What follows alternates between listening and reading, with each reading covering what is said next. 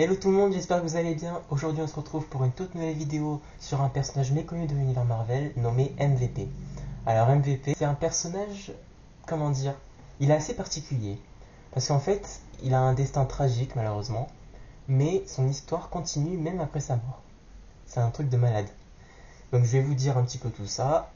Surtout, posez-vous confortablement sur votre canapé, prenez votre petit popcorn et nous, on est parti. Michael Van Patrick est le meilleur athlète de Liberty, sa petite ville du Kentucky. Lorsqu'ils apprennent qu'il est l'arrière-petit-fils du docteur Abraham Erskine, ils annulent tous ses records car ils le soupçonnent d'avoir des capacités surhumaines. Et en gros, c'est pas vraiment le cas.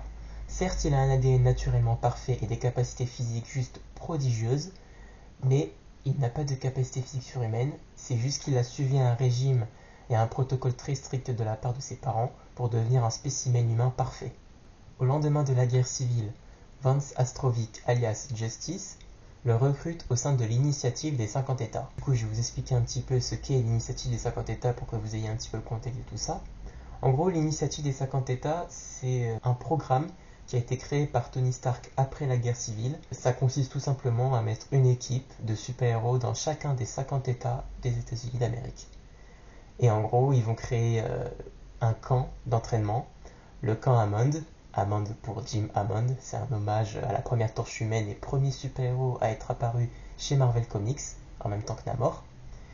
Et en gros, ce camp d'entraînement, ça va leur servir de quartier général, et ça va permettre à de nouvelles recrues, de nouveaux super-héros, à devenir des combattants du crime expérimentés et à être dans chacune des 50 équipes. Et aussi le sergent Joe Green, alias le Gantelet, sert de sergent instructeur au camp Hammond.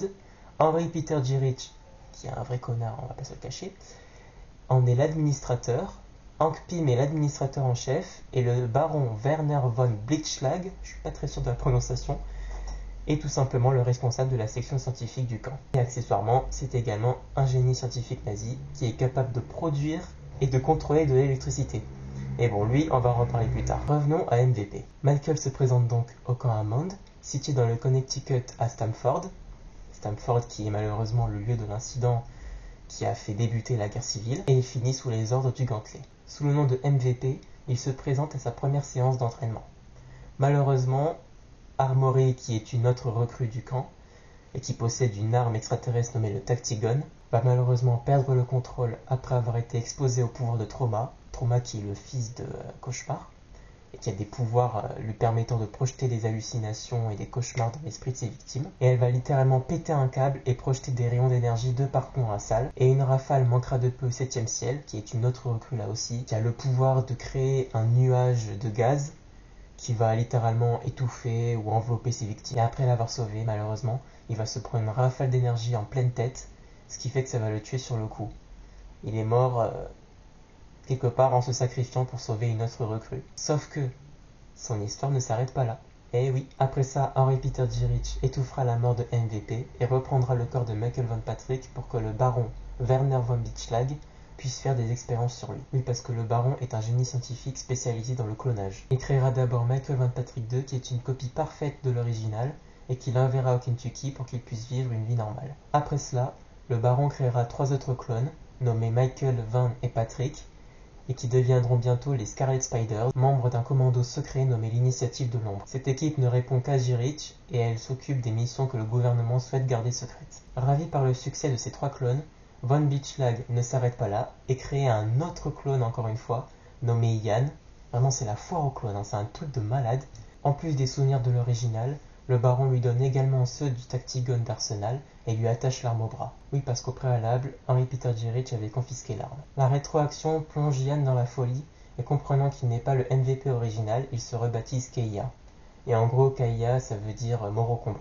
Et d'ailleurs, j'ai oublié de vous le dire, mais MVP, ça veut dire Most Valuable Player, donc joueur le plus important. Ensuite, il part tuer toutes les personnes impliquées dans la mort de MVP et de sa dissimulation. Durant sa croisade, il blesse de nombreux héros de l'initiative, et tue malheureusement Van et beaucoup d'agents du SHIELD. Dans l'espoir de le vaincre, les aspirants de l'initiative retrouvent le tout premier clone de MVP et envisagent de transférer son esprit dans un casque, avant de le copier dans MVP, même si cela implique d'effacer l'essence du clone original. Le premier clone préfère utiliser le casque pour effacer l'esprit de Keia. Peu après, Michael et Patrick rejoignent les New Warriors. Michael meurt en affrontant Ragnarok, un clone démon de Thor, qui a eu d'ailleurs un grand rôle dans la Civil War et qui avait été reprogrammé à l'occasion. Effondré, Patrick révèle son identité aux médias et dévoile la mascarade entourant la mort de MVP. Et bien voilà, j'espère que cette vidéo vous aura plu et qu'elle vous aura appris beaucoup de choses. J'ai essayé de vous présenter l'origin story d'un tout nouveau personnage dont personne n'avait encore parlé dans la sphère de YouTube. Mon but avant tout, c'est d'enrichir vos connaissances là-dessus et je suis content si c'est le cas. Donc n'hésitez pas dans les commentaires à me dire justement ce que vous en avez pensé de ma vidéo, si elle vous aura plu ou quoi que ce soit. N'hésitez pas à vous abonner, à liker, à partager et à booster aussi si c'est possible. J'en profite au cas où, mais il y a un personnage dans cette vidéo qui aura droit à une vidéo prochainement. Donc voilà, je vous laisse deviner un petit peu qui c'est. Et sur ce, je vous souhaite à tous une très bonne soirée. Merci à vous d'avoir regardé ce contenu. Je vous dis à très bientôt. Allez, ciao tout le monde.